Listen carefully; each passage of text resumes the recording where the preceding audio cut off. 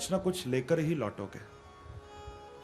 तो मांगना हो तो भगवान से प्रेम मांगो, भगवान की भक्ति आप मांगो कि बार बार बर मांगहूं हर्ष दयो श्री रंग पद सरोज अनुपायनी भक्ति सदा सत्संग। हे प्रभु ऐसी कृपा करो बस आपकी अनुपायनी भक्ति हमको मिले, आपका सत्संग हमको मिले, ये भगवान से मांगो। तो प्रहलाद जी महाराज कहते हैं कि भगवान मेरे अंदर कोई कामना नहीं है, देना हो तो बस यही दो कि कामानाम हृदय संरोहम वरदस्तो व्रणेवरम। भगवान मैं इतना चाहता हूं कि आप मेरी सारी कामनाओं को ही अंदर से निकाल दो, यही वरदान दो। ये बात सुनकर भगवान बोले कि नहीं नहीं प्रहलाद, तुझे कुछ और भी मांगना पड़ेगा, इतने से काम नहीं चलेगा। भगवान बार बार कह रहे हैं कि कुछ मांग ले, कुछ मांग ले मेरे से। जब बार बार कहा तो भगवान की आज्ञा का पालन करना है ना भक्त को, तो प्रहलाद जी ने फिर एक वस्तु भगवान से मांगी। हम देखें क्या मांगा। भगवान जब बार बार कहने लगे कि कुछ मांग ले कुछ मांग ले, तो अंत में प्रहलाद जी ने कहा कि भगवान जब इतना आप बार बार कह रहे हो तो फिर एक कृपा और आप करो। बोले बेटा मांग, क्या चाहिए? प्रभु आप मुझे बताओ, एक बात मैं पूछना चाहता हूं कि जो व्यक्ति आपसे ईर्ष्या करता है, जो आपको गाली देता है, जो आपसे द्वेष करता है, भगवान हमने सुना है कि उसको नरक में जाना पड़ता है। भगवान ने कहा कि बेटा ये तो बिल्कुल ठीक है, जो मुझे गाली देगा, जो मेरे से ईर्ष्या करेगा, वो तो नरक में जाएगा।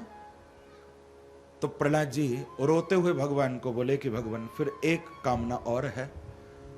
ये मेरा पिता हिरण्यकशिपु जो आपके चरणों में मरा पड़ा है ना, ये दिन रात आपको गाली देता था, आपसे बहुत ईर्ष्या करता था, आपके नाम का तिरस्कार करता था।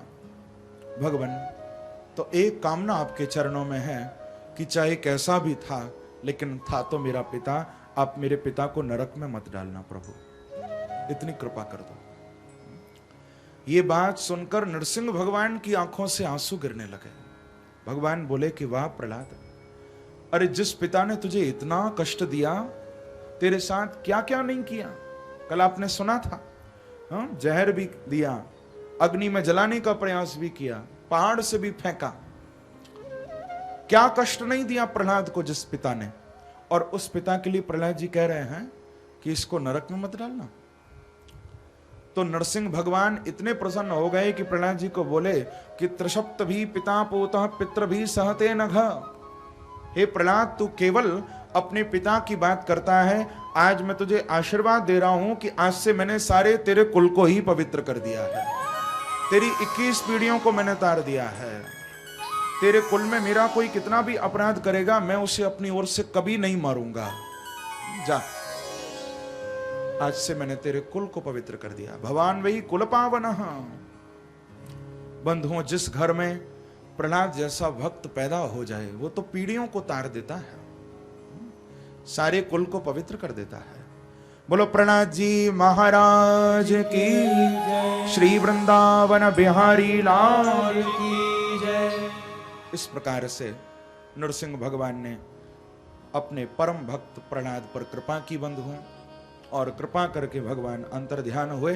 बोलो नरसिंह देव भगवान की जय। आगे फिर त्रिपुर के दाह का प्रसंग सुखदेव जी ने वर्णन किया है संक्षिप्त में, और 5 अध्यायों में कर्म पंचाध्यायी का वर्णन भागवत में किया गया। अष्टम स्कंद का प्रारंभ यहां से हो रहा है, और जिस अष्टम स्कंद में मनवंतरों की कथा आई है, आप लोग बड़े ध्यान पूर्वक श्रवण करिए। 14 मनु होते हैं बंधुओं, और 14 मनवंतरों का वर्णन इस अष्टम स्कंद में सुखदेव जी ने किया है। सबसे पहले मनु थे स्वयंभू मनु, दूसरे मनु थे स्वारोचिष, तीसरे थे उत्तम, ये महाराज प्रियव्रत के पुत्र थे, और चौथे मनु थे तामस, ये भी महाराज प्रियव्रत के पुत्र थे। ये जो तामस मनवंतर है परीक्षित, इसी तामस मनवंतर में भगवान ने हरि अवतार लिया था, और हरि अवतार लेकर उस गजेंद्र को ग्राह से प्रभु ने छुड़ाया था।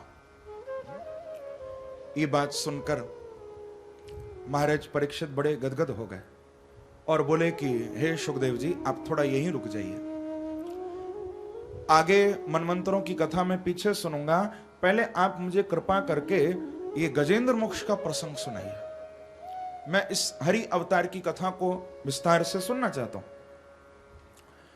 तो यहां सुखदेव जी महाराज इस सुंदर प्रसंग का वर्णन कर रहे हैं, कैसे प्रभु ने हरि अवतार लिया।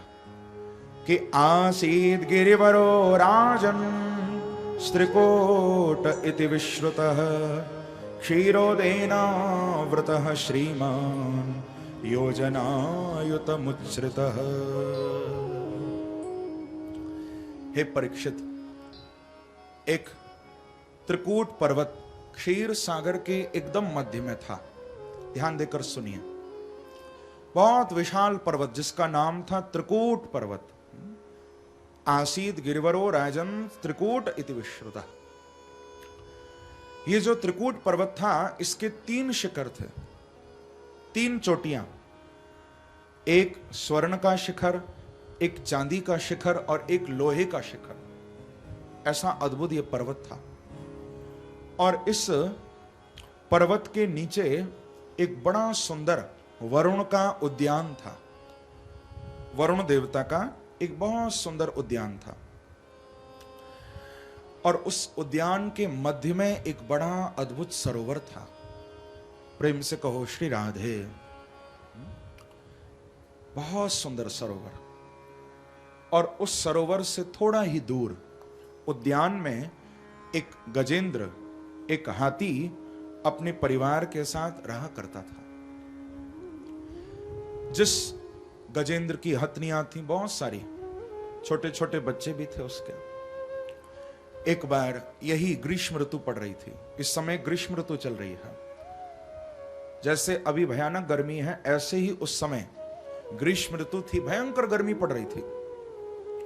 तो उस गजेंद्र ने मन में सोचा कि क्यों ना आज सरोवर में स्नान करने के लिए जाएं, थोड़ा जल क्रीड़ा करेंगे, आनंद लेंगे।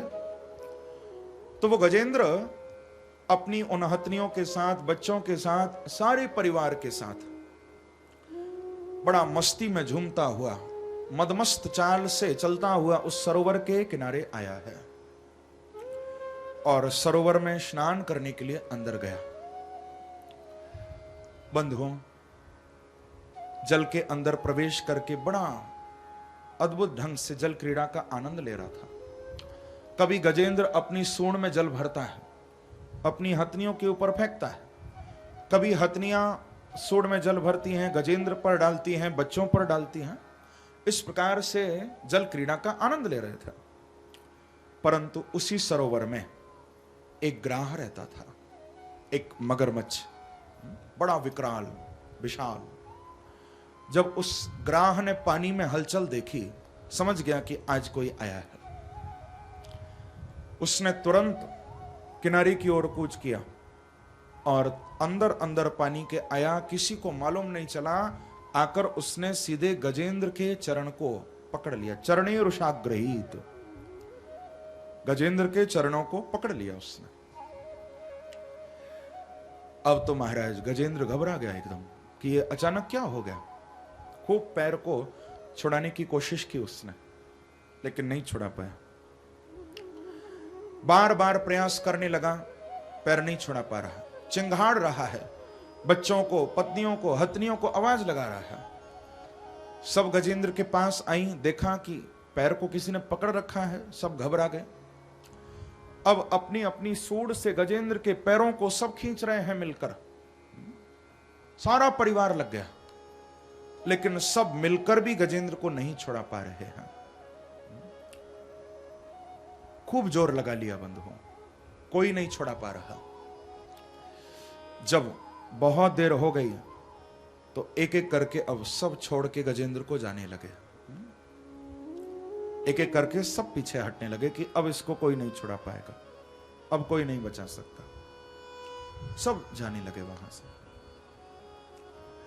बंधुओं, याद रखना, ये जितनी भी कथा हम भागवत में सुन रहे हैं, हर कथा हमारे जीवन से जुड़ी हुई है। कोई ऐसी कथा नहीं है जो हमसे नहीं जुड़ी हुई। सब कथा हमारे जीवन में उतर रही है। विचार करो आप, ये गजेंद्र कौन है, ये सरोवर क्या है, ये ग्राह कौन है? ये जो सरोवर है, ये सरोवर ही संसार है। इस संसार रूपी सरोवर में हम सब जीव ही गजेंद्र हैं। हम सब यहां पर आनंद लेने के लिए आए हैं, मस्त हो रहे हैं सब इस सरोवर में, इस संसार में। सब खूब आनंद से स्नान कर रहे हैं, गोते लगा रहे हैं, होश नहीं है किसी को भी। और ये ग्राह कौन है? ये ग्राह ही काल है। ये ग्राह हम सब के लिए बैठा हुआ है मुंह फाड़ के, और कभी भी आक्रमण कर सकता है। जैसे कि उस ग्राह ने गजेंद्र का चरण पकड़ा था। बंधुओं, ये काल हमारा भी पहले पैर ही पकड़ता है, चरण ही पकड़ता है। जब काल का हमला होता है ना, सबसे पहले पैरों पर ही होता। कैसे? बोले 4 घंटे कथा में चैन से बैठा नहीं जाता। प्रेम से कहो श्री राधे। हाँ, पैरों पर ही काल का हमला होता है। कभी दाएं कभी बाएं, एक आसन से बैठ नहीं पाते हम। याद रखना बंधुओं, व्यक्ति के जीवन में 3 बार घंटियां बजती हैं। 3 बार घंटी बजेंगी, संभलना हो तो संभल जाना। और चौथा बजेगा घंटा। प्रेम से कहो श्री राधे। 3 घंटी कौन कौन सी हैं? पहली घंटी बज गई, बाल सफेद होने लगे, लेकिन कोई बात नहीं, महाराज घंटी बजती है तो बजने दो। आजकल तो बाजार में इतने प्रसाधन हैं, खूब लगाएंगे और बाल काले कर लेंगे, क्या परवाह है। ये पहली घंटी है। और दूसरी घंटी कौन सी? दूसरी घंटी बजी, बोले आंखों से दिखाई भी देना कम हो गया, ठीक से दिखाई नहीं देता। बोले कोई बात नहीं महाराज, चश्मा कब काम आएगा? चश्मा लगाएंगे, आंखें फिर से जिंदाबाद। अब तो चश्मा भी नहीं, अब तो कॉन्टेक्ट लेंस चल गए हैं, लोग लेंस लगाते, पता भी नहीं चलता आंखें कमजोर हैं भी या नहीं। तीसरी घंटी भी बज गई, दांत भी गिरने लग गए। कोई बात नहीं महाराज, आर्टिफिशियल दांत लगवाएंगे, लेकिन भुट्टा जरूर खाएंगे। प्रेम से कहो श्री राधे। क्या परवाह है, सब कुछ है। लेकिन चाहे कितना भी इन घंटियों से बच जाना, चौथा बजेगा मौत का घंटा, और बड़ी जोर से बजेगा। और जब बजना होगा तभी बजेगा। घंटियों को रोक सकते हो, लेकिन जब मौत का घंटा बजेगा, उसको कोई नहीं रोक पाएगा बंधुओं, कोई नहीं रोक सकता है। तो वो ग्राह, वो काल हम सबके लिए बैठा हुआ है, पैरों पर ही हमला करता है। और बंधुओं याद रखना, जब वो काल आकर पकड़ेगा तो उस समय कोई भी बचाने नहीं आएगा। ये सारा परिवार, परिवार के सारे लोग सब एक एक करके छोड़ जाएंगे। हाँ? कोई नहीं आएगा। जितना भी संसार का संबंध है बंधुओं, जितने भी संसार के लोग हैं, सब एक दिन छोड़कर जाएंगे। कहां तक साथ देंगे? बोले खाली शमशान तक साथ देंगे सब। हाँ? वहां तो खूब कंधा देकर तुमको लेकर जाएंगे, वहां छोड़ के सब आ जाएंगे। वहां से आगे कोई तुम्हारे साथ नहीं जाएगा। एक दिन सब छोड़कर तुमको चले जाएंगे। यदि कोई ऐसा है जो तुमको कभी नहीं छोड़ेगा, तो केवल वो मेरे बांके बिहारी हैं। वो केवल परमात्मा हैं, जो पहले भी तुमको कभी नहीं छोड़ते थे और आगे भी कभी नहीं छोड़ेंगे। तो इसीलिए बंधुओं, भगवान पर भरोसा करो हमेशा। गजेंद्र ने देखा कि परिवार के सब लोग जा रहे हैं छोड़ छोड़कर, बच्चे जा रहे हैं, हथनियां जा रही हैं, सब भाई बंधु जा रहे हैं वहां से। गजेंद्र चीखता रहा, चिल्लाता रहा, लेकिन कोई नहीं आया बचाने। अब तो गजेंद्र ने आस छोड़ दी कि इनमें से कोई अब लौट कर नहीं आएगा। तो गजेंद्र ने अब आकाश की ओर देखा, ब्रह्मा जी को पुकारा, आवाज लगाकर कहा कि जो इस सृष्टि को बनाते हैं वो मेरी रक्षा करें। ब्रह्मा जी तुरंत तैयार हो गए कि चलो हमको बुलाया है। लेकिन तुरंत फिर गजेंद्र ने कहा कि जो इस संसार को मिटाते हैं वो मेरी रक्षा करें। भगवान शिव तैयार हो गए हैं कि शायद मुझे बुला रहा है। लेकिन फिर गजेंद्र ने कहा कि नहीं नहीं, बोले जो सबकी आत्मा में बैठे हैं, जो सबके प्राण हैं, ऐसे वो परमात्मा पूर्ण ब्रह्म मेरी रक्षा करें। सब पीछे हट गए कि ये बुलावा हमारे लिए नहीं आया है। कि ओम नमो भगवते तस्मै यत एतच्चिदात्मकं पुरुषायादि बीजाय परेशाय विधिमहि। सब पीछे हट गए कि अब तो गजेंद्र ने साक्षात भगवान हरि को, नारायण को बुलाया है। इत्थम गजेंद्रम सयदाप संकटम, संकट के समय प्रभु को याद किया है। देखो, जब गजेंद्र ने भगवान को पुकारा था ना, उस समय ठाकुर जी वैकुंठ में बैठे हैं और लक्ष्मी जी सुंदर थाली में 56 भोग सजाकर भगवान के लिए लाई थी। प्रभु के सामने थाली रखी, प्रभु आप ये प्रसाद पाइए। भगवान अभी एक ग्रास उठाकर मुख में डालने ही वाले हैं, उसी समय गजेंद्र की आवाज प्रभु को सुनाई दी। गजेंद्र पुकार रहा है। जो आवाज सुनी, भगवान ने तुरंत सामने से थाली हटा दी प्रभु ने। लक्ष्मी जी ने पूछा कि भगवान क्या बात हो गई, क्या आज भोजन में मिर्च या नमक ज्यादा तो नहीं हो गया, थाली क्यों हटा दी? भगवान बोले, लक्ष्मी जी अभी बातें करने का समय नहीं है, अभी मुझे बहुत काम करना है। भगवान वहां से तुरंत दौड़ पड़े हैं बंधुओं।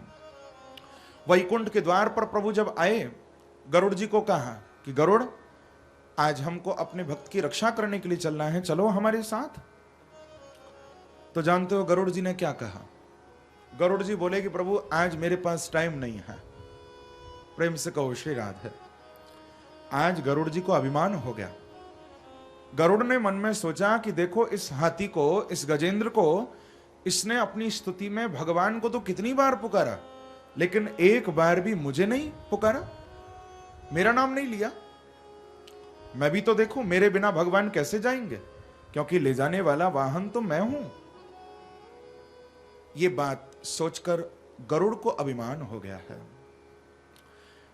भगवान से जब कहा कि आज प्रभु मुझे फुर्सत नहीं है, आप अकेले जाना हो तो जाओ, भगवान समझ गए कि आज मेरे भक्त गरुड़ को भी अभिमान हो गया है, कोई बात नहीं।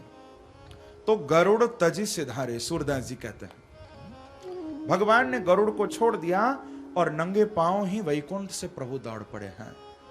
और कितना तेज दौड़े थे, कितना जल्दी भगवान आए थे, ये भी संतों ने कहा कि हाथ पकड़ कमला कहे कहां जात यदुराज, तो हाथों कमला ने सुनी और थी सुनी गजराज। जब लक्ष्मी जी ने पूछा था कि प्रभु आप कहां जा रहे हो हाथ पकड़ के, तो भगवान ने कहा था हाथी को बचाने जा रहा हूं। तो जानते हो कितना तेज भगवान दौड़े कि लक्ष्मी जी तो केवल हा ही सुन पाई। जब तक भगवान ने थी बोला, हाथी कहां था ना, लक्ष्मी जी केवल हा सुन पाई। जब तक भगवान ने थी बोला तब तक तो प्रभु गजेंद्र के सामने प्रकट हो गए थे साक्षात। इतना जल्दी भगवान दौड़े हैं, इतना तेज प्रभु आए हैं। बंधुओं, गजेंद्र के सामने आकर जब भगवान खड़े हो गए, परमात्मा ने विलंब नहीं किया, तुरंत सुदर्शन चक्र को आज्ञा दी है और उस चक्र ने उस ग्राह का मस्तक धड़ से अलग कर दिया है। लेकिन ग्राह को भी मारने के बाद भगवान ने नरक में नहीं भेजा। भागवत में लिखा है कि वो ग्राह भी सीधे वैकुंठ गया, क्योंकि गजेंद्र के चरण उस ग्राह ने 1000 साल तक पकड़े थे। 1-2 दिन युद्ध नहीं हुआ था। प्रेम से कहो श्री राधे। भागवत में लिखा है 1000 साल निकल गए थे। धीरे धीरे वो गजेंद्र को अंदर सरोवर में लेके जा रहा था। 1000 वर्ष तक युद्ध हुआ था दोनों का। तो भगवान ने आज मन में सोचा कि गजेंद्र को तो मैं मुक्त करूंगा ही, लेकिन पहले इस ग्राह को मुक्त करूंगा, क्योंकि गजेंद्र तो मेरा भक्त है, लेकिन ये ग्राह तो मेरे भक्त का भी भक्त है, क्योंकि 1000 साल से मेरे भक्त के पैरों को पकड़ के ये बैठा हुआ है। तो पहले इसको मुक्त करूंगा। प्रेम से कहो श्री राधे। तो पहले ग्राह को प्रभु ने मुक्त किया, सीधे वैकुंठ भेज दिया। अब गजेंद्र की बारी आई है।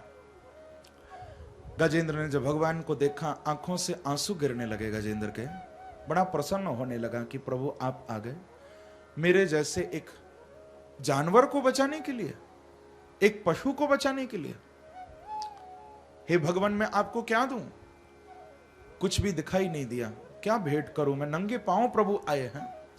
तो गजेंद्र ने उसी सरोवर में से, जिस सरोवर में फंसा हुआ था, अपनी सूंड से उसी सरोवर में से एक कमल का फूल तोड़ा है और फूल लेकर भगवान को भेंट किया है।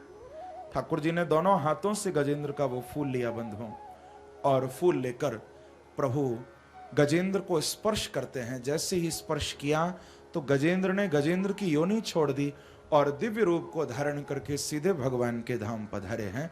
बोलो भक्त वत्सल भगवान की जय। श्री वृंदावन बिहारी लाल की जय। श्री हरि भगवान की जय। ये प्रभु ने हरि अवतार लिया है। भागवत में इन दोनों का पूर्व चरित्र भी श्री सुखदेव जी महाराज ने वर्णन किया है। बंधुओं, ये जो ग्राह है, ये ग्राह कौन है? पूर्व जन्म में हुहु गंधर्व सत्तमा, ये हुहु नाम का गंधर्व था ग्राह। और एक बार संत दैवल ऋषि नदी में स्नान कर रहे थे। ध्यान देकर सुनो। संत स्नान कर रहे थे नदी में, तो इस हुहु गंधर्व ने संत को डराने के लिए पानी में प्रवेश किया और पानी में अंदर जाकर एक मगर की तरह, ग्राह की तरह संत के पैर पकड़ लिए, संत को डराने के लिए। संत घबरा गए। जब थोड़ी देर में देखा तो हुहु गंधर्व बाहर निकले, हंसने लगे। संत बोले, अच्छा, अरे गंधर्व, तू संतों से मजाक करता है? जा, तू जैसा बन के आया है वैसा ही तू बन जा। शाप दे दिया और यही गंधर्व आकर ग्राह बन गया था। भगवान ने इसको मुक्त किया। और ये जो गजेंद्र है बंधुओं, ये गजेंद्र भी पूर्व जन्म में इंद्रद्युम्न नाम का राजा था। एक बार ये राजा बैठा हुआ था और संत अगस्त ऋषि पधारे थे। अगस्त ऋषि आए तो संत को देखकर राजा उठा नहीं, बैठा रहा ऐसे। ये मर्यादा नहीं है, कोई संत, कोई महापुरुष आए तो हमको उठकर प्रणाम करना चाहिए, वंदन करना चाहिए। अगस्त ऋषि आए और राजा बैठा रहा। संत को थोड़ा क्रोध आ गया। कहा कि इतना बड़ा राजा होकर संतों का आदर नहीं करता तू? जा, हाथी की तरह बैठा हुआ है ना, तो हाथी की योनि में चला जा। अगस्त जी ने शाप दिया और ये इंद्रद्युम्न नाम का राजा आकर गजेंद्र बन गया था। लेकिन संत के क्रोध में भी कृपा ही छुपी होती है। यदि संतों का क्रोध इन दोनों को नहीं मिलता तो भगवान की कृपा कैसे मिलती? संतों ने तो क्रोध किया था दोनों पर, लेकिन भगवान ने दोनों पर कृपा की। गजेंद्र को और ग्राह को, दोनों को ही अपने परम धाम की प्राप्ति भगवान ने कराई थी। बंधुओं, जो भगवान को पुकारता है, जो भगवान को बुलाता है, उसके लिए तो परमात्मा को आना ही पड़ता है। जिस जिसने भगवान को पुकारा है, जिस जिसने प्रभु को बुलाया है, भगवान उसके लिए आए हैं, आना पड़ा है भगवान को। तभी तो किसी ने कहा कि जिसने हरि गुण गाए, जिसने हरि गुण गाए, तो प्रभु दौड़े चले आए, प्रभु दौड़े चले आए, ओ प्रभु दौड़े चले आए, प्रभु दौड़े चले आए। ओ हरि दौड़े चले आए, हरि दौड़े चले आए, हरि दौड़ चले आए, हरि दौड़ चले आए। जिसने हरि गुण गाए, जिसने हरि गुण गाए, जिसने हरि गुण गाए, गाइए प्रेम से। तो प्रभु दौड़े चले आए, प्रभु दौड़े चले आए, प्रभु दौड़े चले आए, प्रभु दौड़ चले आए। ओ हरि दौड़े चले आए, हरि दौड़े चले आए, हरि दौड़ चले आए, हरि दौड़ चले आए। ओ भक्त प्रहलाद ने था पुकारा, प्रहलाद ने था पुकारा, ओ भक्त प्रहलाद ने था पुकारा, प्रहलाद ने था पुकारा। तो हिरण्यकश्यप को आकर के मारा, गाइए। हिरण्यकश्यप को आकर के मारा, तो हिरण्यकश्यप को आकर के मारा, हिरण्यकश्यप को आकर के मारा। तो हिरण्यकश्यप को आकर के मारा, हिरण्यकश्यप को आकर के मारा, तो हिरण्यकश्यप को आकर के मारा। हिरण्यकश्यप को आकर कैसे? के मारा। ओ प्रभु नरसिंह रूप धराए, प्रभु नरसिंह रूप धराए, ओ प्रभु नरसिंह रूप धराए, प्रभु नरसिंह रूप धराए। रहो। प्रभु दौड़े चले आए, प्रभु दौड़े चले आए, प्रभु दौड़े चले आए, प्रभु दौड़ चले आए। ओ हरि दौड़े चले आए, हरि दौड़े चले आए, दौड़ चले आए, हरि दौड़। ऐसे नहीं, दोनों हाथों से ताली की सेवा करते हुए प्रेम से जाओ। जय हो।